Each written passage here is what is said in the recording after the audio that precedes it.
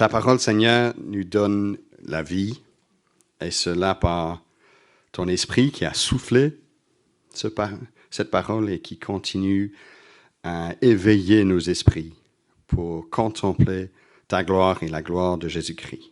Et donc, donne-nous d'être attentifs par ton esprit, parle-nous. Donne-nous de sortir de ces locaux, encouragés, enracinés dans la grâce qui est la nôtre en Christ Jésus. Glorifie ton nom, nous te prions. Amen. Alors, Romains 7, verset 1. Ignorez-vous, frères, je parle à des gens qui connaissent la loi, que la loi régit l'homme aussi longtemps qu'il vit. Ainsi, une femme mariée est liée par la loi à son mari tant qu'il est vivant. Mais si le mari meurt, elle est dégagée de la loi qui l'a liée à son mari. Si donc, du vivant de son mari, elle devient la femme d'un autre homme, elle sera appelée adultère. Mais si le mari meurt, elle est libérée de la loi. Elle n'est donc pas adultère en devenant la femme d'un autre.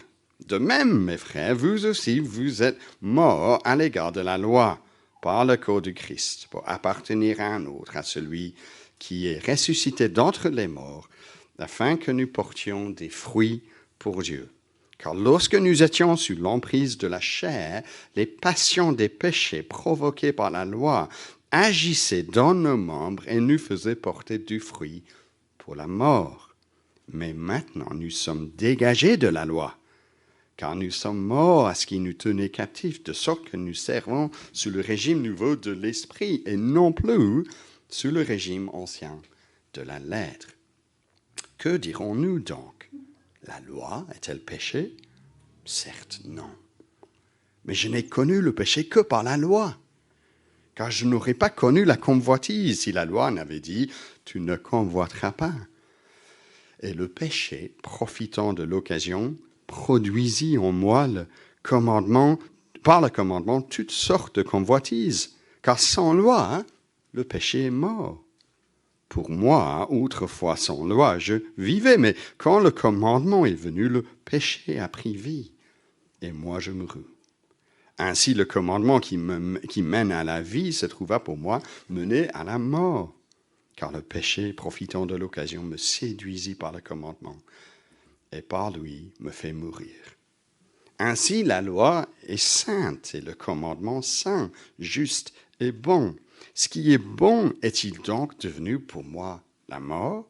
Certes, non. Mais le péché, afin de se manifester en tant que péché, a produit en moi la mort, par ce qui est bon, afin que par le commandement, le péché apparaisse démesurément péché. Nous savons en effet que la loi est spirituelle, mais moi, je suis charnel, vendu au péché. Car ce que j'accomplis, je ne le comprends pas. Ce que je veux, je ne le pratique pas, mais ce que je haïs, voilà ce que je fais. Si ce que je ne veux pas, je le fais, je déclare, d'accord avec la loi, qu'elle est bonne. Maintenant, ce n'est plus moi qui accomplis cela, mais le péché qui habite en moi. Car je le sais, ce qui est bon n'habite pas en moi, c'est-à-dire dans ma chair, car je suis à même de vouloir, mais non pas d'accomplir le bien. Je ne fais pas le bien que je veux, mais je pratique le mal que je ne veux pas. Si je fais ce que je ne veux pas, ce n'est plus moi qui l'accomplis, mais le péché qui habite en moi. Je trouve donc cette loi, pour moi qui veux faire le bien. Le mal est présent à côté de moi. Car je prends plaisir à la loi de Dieu dans mon fort intérieur, mais je vois dans mes membres une autre loi qui lutte contre la loi de mon intelligence et qui me rend captif de la loi du péché qui est dans mes membres. Malheureux que je suis, qui me délivrera de ce corps de mort? Grâce soit rendue à Dieu par Jésus-Christ, notre Seigneur. Ainsi donc, par mon intelligence, je suis esclave de la loi de Dieu, tandis que par ma chair, je suis esclave de la loi du péché. Alors, pour nous aider, nous allons vous présenter deux hommes. Premier homme, il s'appelle Lévi. C'est un homme judéen du 1er siècle. Il est marié, père de 3 enfants. Il travaille dans la construction.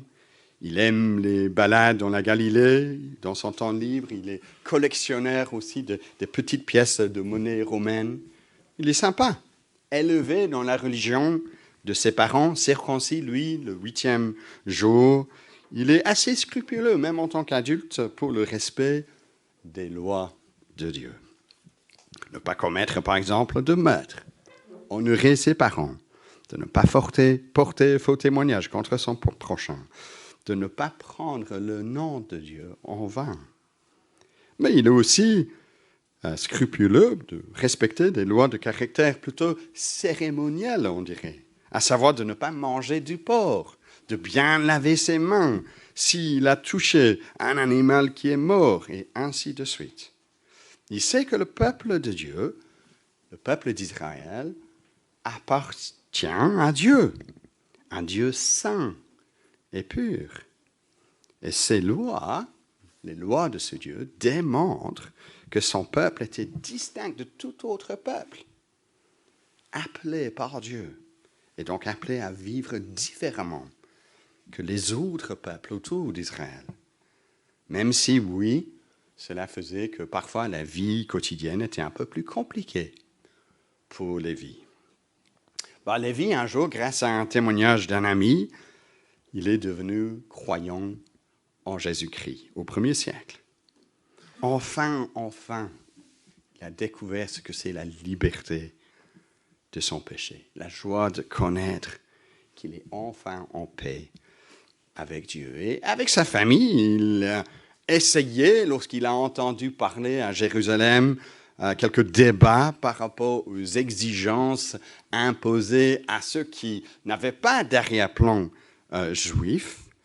Mais dans son assemblée, là où lui il se trouvait, il n'en avait que très peu de ces gens de type païen, si vous voulez, d'arrière-plan païen. Et donc jusque-là, là où il est, il n'y a pas encore eu de discussion sur le respect ou non de quelques lois de la Torah, la loi de Moïse, que Dieu a donnée à son peuple à travers Moïse. Eux, dans leur assemblée, en tout cas, ils continuent à poursuivre les mêmes consignes d'avant. Mais ça commence à travailler l'esprit de Lévi. Connaît-il de ma liberté, oui ou non, par rapport à toute cette loi que j'obéissais jusque-là? Ludovic, c'est notre deuxième homme du jour. J'espère que vous ne vous appelez pas Ludovic. J'avais fait exprès de ne pas avoir un nom qu'on avait. Si c'est vous, c'est pas vous, vous comprenez? Ludovic, c'est un homme d'aujourd'hui, de notre époque. Il ne connaissait rien avant lui de la religion. Non, ses parents, de bons athées, ne lui ont jamais parlé. Bien sûr, il savait, lui, Ludovic, que la religion existait. Mais il a trouvé des scrupules des religieux un peu ridicules. De ne pas manger un Royal Crispy Bacon à McDo, c'était simplement un peu dommage pour de telles personnes. Car c'est bon si on mange un Royal Crispy Bacon. Et croire qu'un Dieu bon faisait distinction un peu arbitraire entre du porc d'un côté et d'une vache d'autre côté, c'est un peu bizarre, ça, non? Mais Ludovic, lui aussi, il est devenu chrétien aussi, invité par un ami à une soirée barbecue où il y avait de la musique jazz. C'est ça ce qu'on va voir ici, le 24 juin, mettez ça dans votre agenda. Et ce soir-là, bouche bée, il se trouve devant la pertinence du message de Jésus-Christ, qui nous lave de nos péchés par son œuvre à la croix, qui nous donne cette espérance vivante dont nous avons entendu parler la semaine dernière. Et désireux de ne plus marcher dans les vaines manières de vivre dont nous avons évoqué la semaine dernière, il est vite exposé à diverses voies sur l'Internet. Il tombe sur la chaîne YouTube d'un Ben Hagin et il apprécie ce qu'il reçoit comme enseignement là-dessus. Il regarde aussi les mini-méditations de l'Institut biblique de Bruxelles et cela lui fait du bien. Mais il tombe également sur d'autres sites. Et il est interpellé par des exhortations de mettre sa vie en ordre, de s'efforcer à, comme disent parfois ces prédicateurs, à être saint comme Dieu. Il est saint, oui Seigneur, j'ai envie maintenant de vivre comme ça. Et il trouve par conséquent que c'est utile non seulement d'être à l'écoute de la Bible, de participer à la vie d'église, mais également de mettre en place dans sa vie un système de principes, disons même des règles, qu'on ne trouve pas dans le Nouveau Testament de la Bible, mais qui sont quand même utiles pour aider Ludwig d'avoir une structure dans sa vie. Donc, du coup, il est au lit à 22h30, parce que c'est pas bien de ne pas profiter de la matinée. Il se lève systématiquement à 5h30. Il lit sa Bible pour une demi-heure. Il prie pour 15 minutes le matin. Il décide de ne plus boire d'alcool. Il encourage au moins une fois par jour une personne avec un verset biblique. Il commence à jeûner une fois par semaine, à manger moins de viande, car il est soucieux pour l'impact environnemental de cela. Il est passionné par un livre qui l'a aidé, avec ses 10 méthodes pour une vie de prière efficace, à mettre ces méthodes en pratique, non seulement dans sa vie, mais dans la vie de tous ceux qui se trouvent dans son assemblée. Il est zélé pour ce nouveau système de règles qui lui impose. Alors, 2 hommes, oui, différents, 20 siècles entre deux, mais oui, bien sûr, j'espère que vous l'entendez, quelques ressemblances, d'une certaine manière, à part le simple fait que tous les deux soient chrétiens. Alors, ces 2 exemples, j'espère, nous aideront à nous repérer dans ce qui est un texte qui n'est pas le plus facile. Et peut-être vous l'avez ça en tête lorsque vous avez fait cette lecture avec moi. Mais le sujet de ce texte, et ça c'est facile à comprendre, je pense, c'est la relation du croyant, du chrétien, par rapport à la loi. Et lorsqu'on parle de la loi, ici, nous parlons de la loi que Dieu a donnée à Moïse, qu'on trouve dans les premiers livres de la Bible, Exode, Lévitique, Deutéronome. Évidemment, ce texte que nous venons de lire s'adresse plus directement à notre Lévi, celui qui habitait, lui, 1er siècle, qui, lui, était d'arrière-plan juif, qui, lui, jusque-là, a toujours respecté les consignes de cette loi. Mais Ludovic, il est aussi concerné par ce texte, vous savez. Et j'espère que nous allons voir ça ensemble à la fin. Car ce qui est vrai à propos de la loi avec un L majuscule a aussi une application importante pour ceux qui courent le danger de construire une vie chrétienne autour d'un système de loi, disons avec un L minuscule. Alors maintenant, on suit le plan que vous avez sous les yeux. Et vous allez voir dans un sens qu'il y a un seul point, même si vous voyez énormément de points. Ne vous inquiétez pas. Le principal, c'est là, dans le A. Affirmation, c'est laquelle nous sommes libérés de la loi.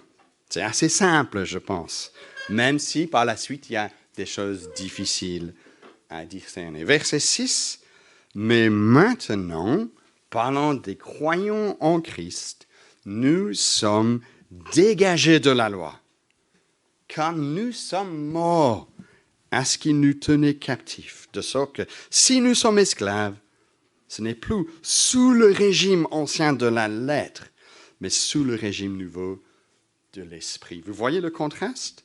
Le régime ancien de la lettre, le régime auquel appartenait la loi de Dieu, et le nouveau régime de l'esprit. Et dit ce verset, maintenant, dans cette nouvelle ère après la venue de Jésus-Christ, après l'œuvre de Jésus-Christ, nous sommes dégagés, libérés des contraintes de la loi. Ce qui nous tenait captifs ici, c'est la loi. De sorte que, dit le texte, que nous étions esclaves. Mais maintenant, dit Paul, le croyant en Christ est mort à ce qui nous tenait captifs. Nous sommes donc libérés de la loi. C'est ça l'affirmation de Paul ce matin. Et pour illustrer cela, dans les versets 2 et 3, Paul soulève le cas d'une femme mariée à son époque. Tant qu'elle est mariée et son mari est en vie, elle n'est pas libre de s'attacher à quelqu'un d'autre. Elle serait appelée, dans ce cas-là, adultère. Mais si le mari, verset 3, meurt, elle est libérée de cette loi. Elle ne serait donc plus adultère en devenant la femme d'un autre homme. Verset 4 de notre texte. De même, mes frères, vous aussi vous êtes morts à l'égard de la loi, car par le corps du Christ, pour appartenir à un autre, à celui qui est ressuscité d'entre les morts, afin que nous portions des fruits pour Dieu. Donc nous sommes, si nous sommes croyants en Jésus-Christ, morts à la loi en tant que loi, avec un L majuscule, si vous voulez. Certaines personnes proposent ici que nous devons comprendre, lorsque Paul parle d'être mort à la loi, cela dans un sens limité, que nous sommes morts à l'égard de la loi dans sa fonction de nous condamner pour notre péché. La loi condamne ceux qui sont des pécheurs. Et dans cette fonction-là, la loi n'a plus de fonction, parce que nous sommes libérés de cela. C'est ça ce qu'ils disent. Mais je ne suis pas persuadé que ça soit le cas. C'est la loi de Moïse dans son ensemble qui est en vue ici, car la loi, elle majuscule en elle-même, est quelque part défaillante. À ce stade, j'aimerais proposer que nous mettions un peu dans la peau de notre ami Lévi, qui entend ce verset 6 avec nous. Lui, chrétien, mais d'arrière-plan juif, qui aime la loi de Dieu, qui essaie toujours de garder la loi de Moïse, même en tant que chrétien. Il entend Paul se proclamer sur ce sujet, et on peut en quelque sorte imaginer sa réaction. Car si Lévi suivait nos prédications jusque-là, il aurait aussi été un peu frustré d'avoir perdu un peu le fil lorsque Paul ne pouvait pas prêcher parce qu'il avait Covid à un moment donné. Et ensuite, il y avait la fête de la Pâque à célébrer pendant 15 jours.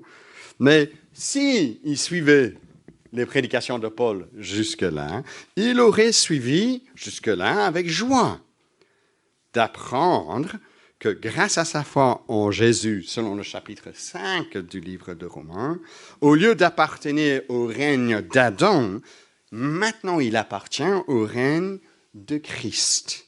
Et chapitre 6 de Romains, au lieu d'appartenir au règne du péché et de la mort, maintenant par sa foi en Jésus, il appartient au règne de la grâce. Il aurait entendu ça, il aurait dit « Amen !» Quelle joie! Mais ici au chapitre 7, pour lui, d'entendre que nous ne sommes plus sous la loi, alors cela provoque une première réaction de sa part qu'on voit sur la liste. C'est une liste de réactions potentielles, et parfois des applications, qui débutent tous ou presque toutes avec « alors ». On entend cette affirmation, mais on se demande « alors, première question de sa part, c'est quoi? Alors, la loi n'est-elle pas bonne? » Et Paul répond ici dans l'affirmative. Tu as raison, Lévi. La loi en elle-même est bonne. Verset 7. Que dirons-nous donc? La loi est-elle péché? Certes, non. Verset 12. Ainsi, la loi est sainte et le commandement saint, juste et bon. Ce qui est bon est-il donc devenu pour moi la mort? Verset 13. Certes, non. Non, dit Paul. Lévi, tu as raison. La loi, elle n'a jamais été mauvaise. Elle vient de Dieu. Les commandements de Dieu que nous trouvons dans la loi sont saints, justes et bons. Deuxième réaction, alors, de Lévi. Pourquoi ne sommes-nous plus alors sous la loi? Et la réponse est donnée dans les versets 7 à 12. Mais ce qui est dit dans ces versets 7 à 12 est anticipé dans le verset 5. Verset 5, lorsque nous étions sous l'emprise de la chair, les passions des péchés provoqués par la loi agissaient dans nos membres et nous faisaient porter du fruit pour la mort. La loi, en elle-même bonne, lorsqu'elle est attachée au cœur humain, au vôtre, au mien, alors cette loi provoque des passions, des péchés qui agissent dans nos membres et nous font porter du fruit pour la mort. Verset 7, mais je n'ai connu le péché que par la loi, car je n'aurais pas combattu la convoitise si la loi n'avait dit « tu ne convoiteras pas ». C'est en découvrant la loi « tu ne convoiteras pas » que je découvre ce que c'est pour finir la convoitise et je trouve dans mon cœur cette convoitise est là. Le péché, verset 8, profitant de l'occasion de cette rencontre de la loi avec mon cœur pécheur, produisit en moi, par le commandement, toutes sortes de convoitises, car sans loi, le péché est mort. Alors, ici, c'est important, on l'a déjà dit dans le passé, en Romains, mais ce n'est pas que je suis innocent s'il n'y avait pas de loi. Non, je reste de base avec un cœur rebelle par rapport à Dieu. Mais c'est que la loi, excuse-moi, la loi confirme que je suis pécheur. Parce que quand j'enfreins la loi, je deviens un transgresseur. Je transgresse ce que Dieu a dit qu'il ne faut pas faire. Verset 9, pour continuer, pour moi, autrefois sans loi, je vivais, mais quand le commandement est venu, le péché a pris vie, et moi je mourus.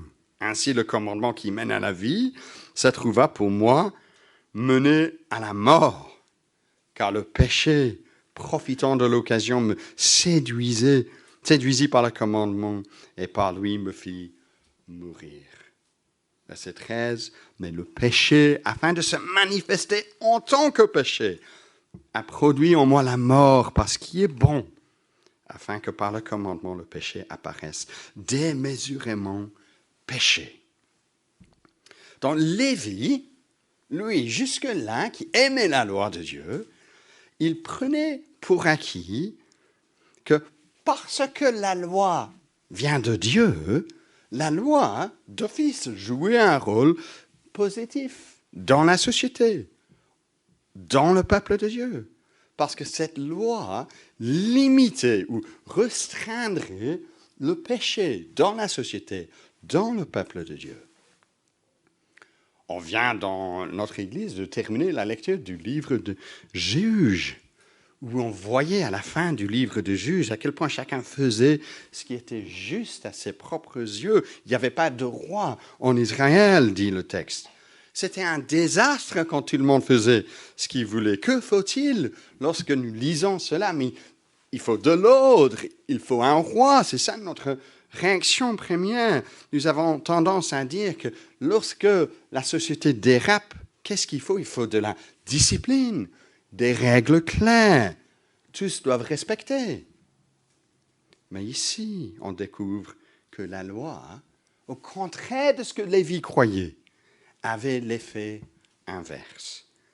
La loi a plutôt stimulé le péché parce que cette loi s'est jointe au cœur humain. La réaction numéro 3, c'est la réaction pas de Lévi, mais maintenant c'est la réaction de Paul lorsqu'il discute avec Lévi, si vous voulez. Peut-être, cher Lévi, tu as oublié ce que c'était la vie sous la loi. il veut rappeler à Lévi l'expérience de quelqu'un qui vivait sous la loi. C'était comment, cette époque-là? Comme s'il lui dit, Lévi, mon ami, ne pense pas que l'ère sous la loi était une réussite. Non, loin de là. C'était une défaite complète pour toi, pour le peuple de Dieu. Verset 19, lorsqu'il dit « Je ne fais pas le bien que je veux, mais je pratique le mal que je ne veux pas. » Verset 22, « Car je prends plaisir à la loi de Dieu dans mon fort intérieur, mais je vois dans mes membres une autre loi qui lutte contre la loi de mon intelligence et qui me rend comment? Captif de la loi du péché qui est dans mes membres. » Il se trouve donc captif, lui, à une autre loi ou un principe, à part celui de la loi de Moïse. Quelle loi? La loi du péché qui est dans ses membres. Et cette loi avait quel effet sur lui? Verset 24, nous l'avons lu. Malheureux que je suis, qui me délivrera de ce corps du mort? Verset 25 à la fin, Paul résume l'ensemble de ce qu'il vient de décortiquer à Lévi. Ainsi donc, par mon intelligence, je suis esclave de la loi de Dieu, tandis que par ma chair, je suis esclave de la loi du péché. Alors, petite pause ici. Ça va tout le monde? Il faut faire un petit coup de pouce à quelqu'un? Non? Ça va? Alors, je suis conscient qu'il y a plusieurs interprétations des versets que nous venons de lire. Mais c'est l'accord, si vous voulez, qu'il y a entre ce que Paul dit ici dans ces versets 14 à 23 et ce qu'il a dit au chapitre 6 déjà par rapport au péché, qui me pousse, et je ne suis pas le seul, à comprendre ces versets 14 à 23 comme étant l'expérience d'un bon Israélite, comme Lévi, qui vivait sous la loi. Donc ce n'est pas, selon moi, l'expérience d'un homme régénéré par l'Esprit de Dieu. Même si cette expérience, dont parle Paul ici, est écrite par quelqu'un qui ensuite est devenu chrétien, l'apôtre Paul. Et donc cette personne analyse son expérience sous l'ancienne alliance à la lumière de ce qu'il a découvert sous la nouvelle alliance. Le verset 14 parle d'être vendu au péché. Mais le chapitre 6, versets 18 et 22, en parlant des chrétiens, dit que le chrétien est libéré du péché. Le verset 23 de notre texte décrit l'auteur comme étant captif de la loi du péché, tandis que le chapitre 8, verset 2, dit que la loi de l'esprit de vie en Jésus-Christ m'a libéré de la loi du péché et de la mort. Lévi, mon ami, dit l'apôtre Paul, ce n'est pas qu'en tant que chrétien, tu ne luttes pas contre le péché. Non, c'est clair que tu luttes contre le péché en tant que chrétien. Paul reconnaît cela au chapitre 6 et au chapitre 8. C'est normal, c'est attendu cela pour le chrétien. Mais lorsque tu étais sous la loi, sous le régime de la loi, tu n'étais pas en train de lutter contre le péché, mais tu étais comme moi, j'étais aussi esclave à cette loi. Et merci Seigneur, ce n'est plus le cas. C'est ça que Paul proclame au début du verset 25. Grâce soit rendue à Dieu par Jésus-Christ, notre Seigneur. C'est ça ce qu'exclame un chrétien, celui qui fait partie du régime nouveau de l'Esprit, que Paul va développer la semaine prochaine lorsque nous arrivons au chapitre 8. Alors, notre réaction suivante, et ici, c'est pas Lévi qui parle, c'est plutôt nous, n'est-ce pas? Qui est donc le moi dans ces versets 14 à 23, à 24? Oui, ici, c'est la partie peut-être la plus technique. Donc, tenez encore bon, les amis, et puis on arrivera à d'autres choses après. Cette réaction, la quatrième, qui est le moi dans ces versets, anticipe la question de Lévi. Qui est alors le moi dans ces versets? N'est-ce pas Paul? Paul, un chrétien, au moment où il écrit ceci, et d'ailleurs il écrit dans le présent, pas dans le passé. Moi, dit-il au verset 14, je suis charnel. C'est Paul qui le dit. Paul qui était chrétien au moment où il a écrit cela. Je prends, dit-il, au verset 21, plaisir à la loi de Dieu dans mon fort intérieur. Est-ce possible pour un non-croyant de dire de telles choses? Si vous dites que c'est Paul qui parle de son expérience sous l'ancienne alliance, dont le Paul à ce moment-là qui n'était pas converti? Et as-tu oublié, continue Lévi, qu'après la victoire mentionnée en Christ au début du verset 25, Paul semble revenir une nouvelle fois vers la puissance du péché à la fin du verset 25. Par mon intelligence, je suis esclave de la loi de Dieu, tandis que par ma chair, je suis esclave de la loi du péché. Donc tu vois, c'est bel et bien un croyant donc qui parle, pas un incroyant. C'est ça. Je pense que Lévi réagit de cette manière-là. Et beaucoup d'entre nous, j'imagine, réagissons si nous étudions ce texte un peu de cette manière-là. Et oui, cette question n'est pas facile. Parmi nous, il y aura des avis divergents. Parmi les responsables aussi. Il faut savoir que ce n'est pas déterminant pour notre foi si nous décidons que non, c'est plutôt un chrétien qui parle qu'un non-chrétien.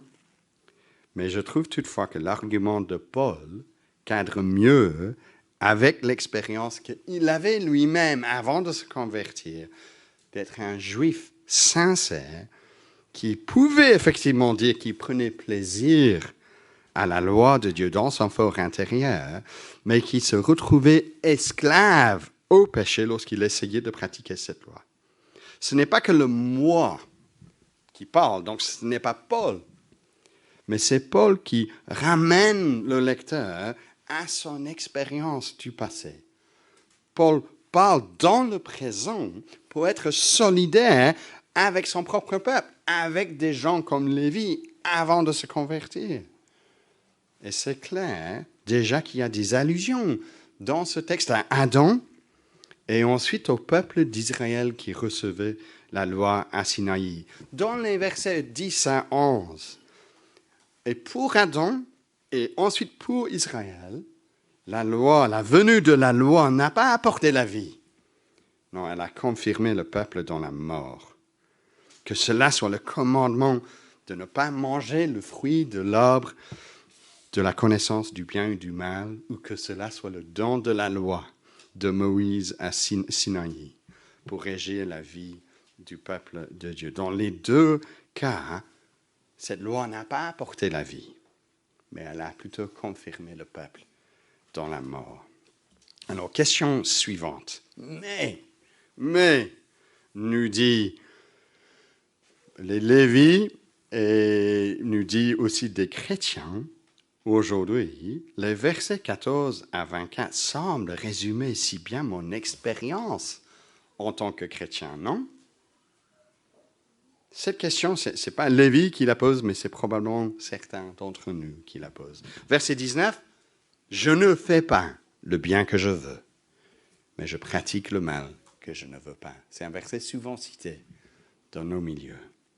Je trouve, verset 21, « Donc cette loi pour moi qui veut faire le bien, le mal est présent à côté de moi. » Beaucoup d'entre nous, nous entendons ces versets et nous disons, ah, tu sais, c'est moi ça. Peut-être, pas tout le temps, mais souvent quand même, non? Nous restons pécheurs, après tout. Et j'ai envie, une nouvelle fois, de vous affirmer dans votre lutte contre le péché. Paul reconnaît l'influence que le péché pourrait toujours avoir dans votre vie. Mais toutefois, le chrétien n'est plus esclave, vendu au péché. Le chrétien, nous l'avons vu, a une toute nouvelle identité en Christ. Il n'est plus en Adam, il n'est plus esclave au péché et il n'est plus sous la loi. Et c'est justement cette identité qui l'encourage dans sa lutte contre le péché. Je vous relis juste 2 versets de chapitre 6, verset 11. « Ainsi vous-même, considérez-vous comme morts au péché et comme vivants pour Dieu en Christ Jésus. » Parce que c'est ça ce que vous êtes.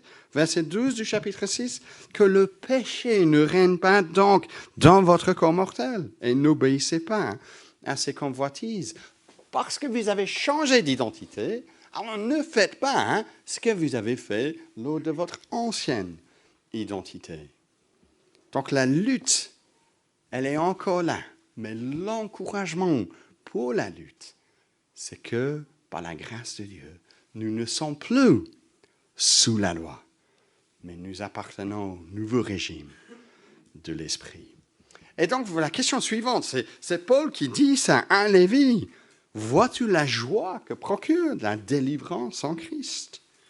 Lévi, rappelle-toi ce que tu as goûté en Christ en devenant chrétien, la délivrance définitive que procure quoi? La loi? Non, la foi en Jésus-Christ. Qui, verset 24, deuxième partie, me délivrera de ce corps de mort? Qui va faire ça? La loi? Non. Grâce soit rendue à Dieu par Jésus-Christ, notre Seigneur. Notre plus grand désir pour vous, chers amis, c'est de découvrir cette liberté, cette délivrance du péché. En faisant encore toutes les lois? Non. En plaçant votre foi en Jésus. Donc, une fois, dit Paul, mon cher Lévi, que tu as expérimenté cette délivrance, pourquoi chercherais-tu à te soumettre à la loi de Moïse, comme si pour toi ce système t'avait procuré la délivrance? Ce n'est pas le cas. Tu sers, toi, sous le régime nouveau de l'esprit. Réjouis-toi de cela. C'est précieux. 7e question. C'est ce que Lévi peut éventuellement rétorquer à ce stade. Est-ce qu'être libéré de la loi signifie que le chrétien n'a plus à obéir à aucune loi? Paul veut-il promouvoir ici une vision où nous n'avons plus besoin des moindres consignes, des principes, des lois pour nos vies? En tant que chrétien, suis-je libre juste de faire sous le régime nouveau de l'esprit ce que je veux? Est-ce qu'il y a juste une subjectivité où, selon le moment de mon ressenti, je dis que l'esprit ne m'a pas convaincu que je dois obéir à Dieu dans tel ou tel domaine de ma vie? La loi dit, tu ne commettras pas d'adultère, mais là, pour le moment, je ne ressens pas que Dieu me dit cela. Je suis libre donc de faire cela. Non. Bien sûr, le Nouveau Testament a plein de commandements.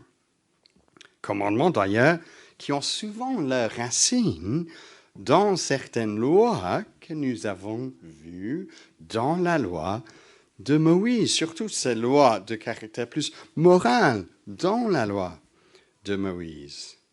Il suffit ici dans le livre de Romains de lire à partir du chapitre 12 pour découvrir toute une série d'impératifs, ce que des chrétiens doivent faire. Le chrétien n'est pas hors de toute loi. Ailleurs, dans le Nouveau Testament, Paul il parlera de la loi de Christ, telle qu'elle est exprimée dans les commandements du Nouveau Testament.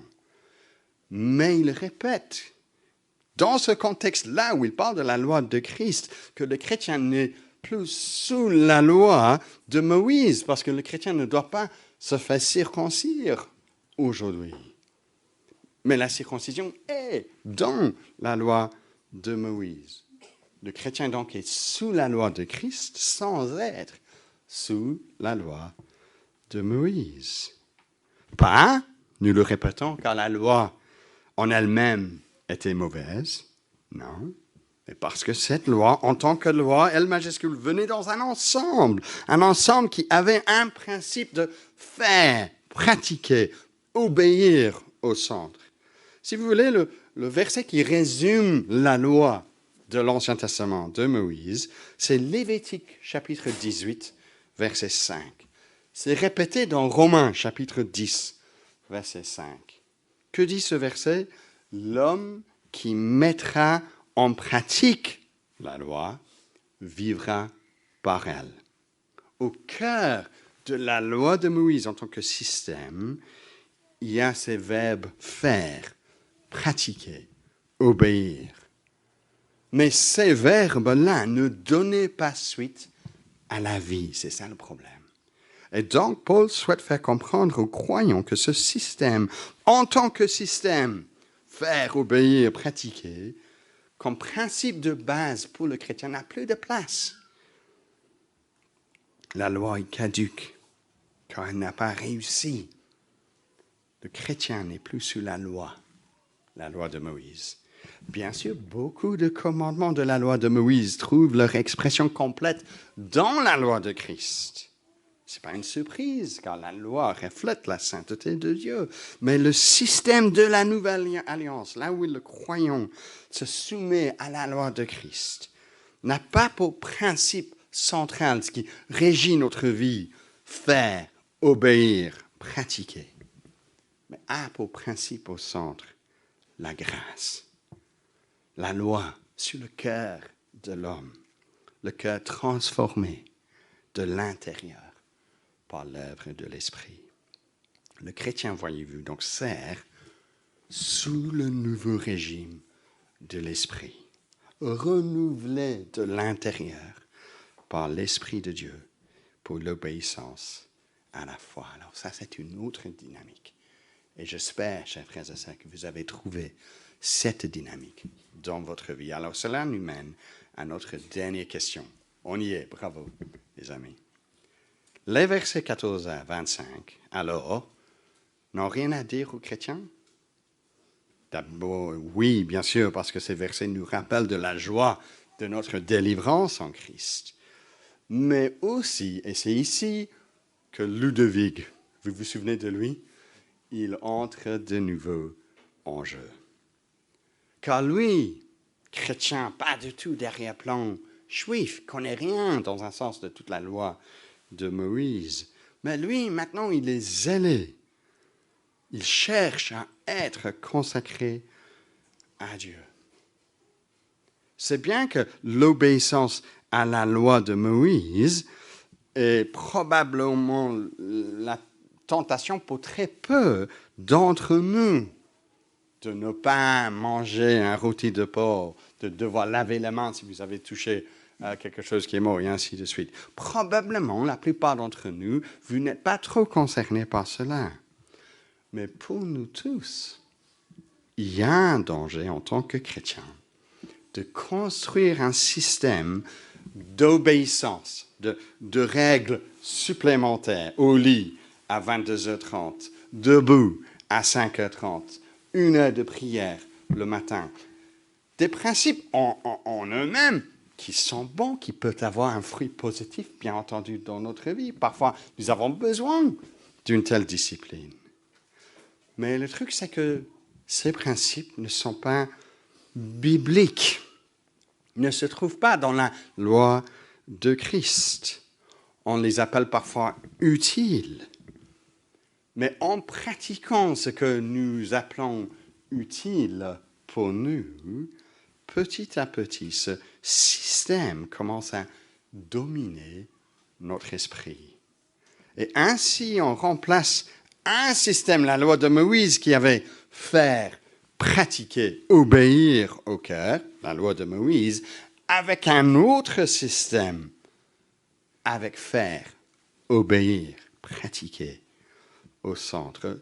Le tout toujours sous guise de aimer et servir le Seigneur.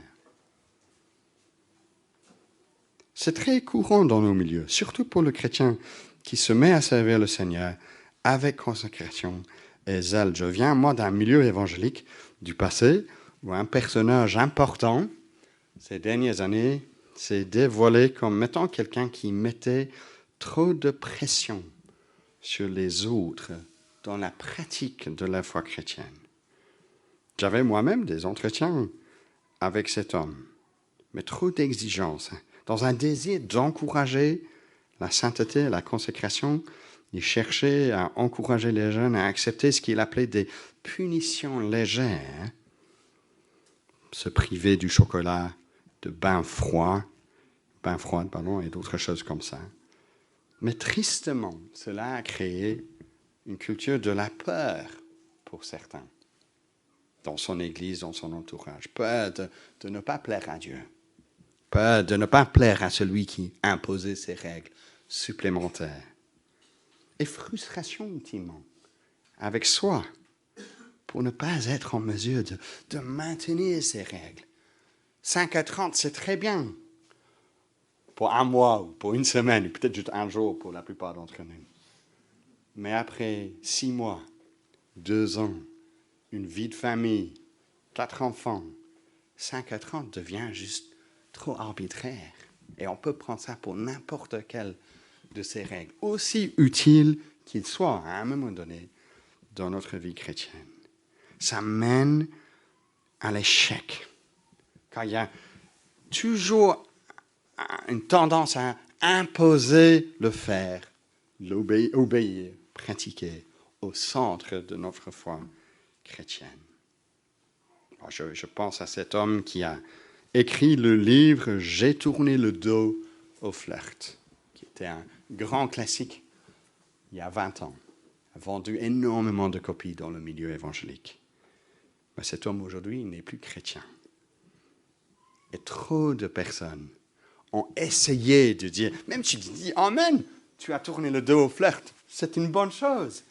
Mais si les principes, les règles sont tels qu'on installe tout un système qui n'est pas dans la Bible, alors on arrive à dégoûter, à décourager les croyants. Donc, soyez prudents, chers frères et sœurs. La prochaine fois, vous prenez sur Internet ou à la librairie, pas ici dans notre librairie, bien sûr que non, mais un livre qui dit, voici 10 règles pour avoir un enfant chrétien obéissant. Ou, voici 10 méthodes pour une vie de prière réussie. Ou, voici 10 principes pour une église qui grandit, et ainsi de suite. Ludovic, il devait faire attention par rapport à ça, car nous sommes libérés de ce principe. Nous connaissons la grâce de Dieu, qui nous suffit pour nous transformer de l'intérieur dans le cœur, pour vivre par l'Esprit, pour la gloire de Dieu. Prions ensemble, si vous voulez bien.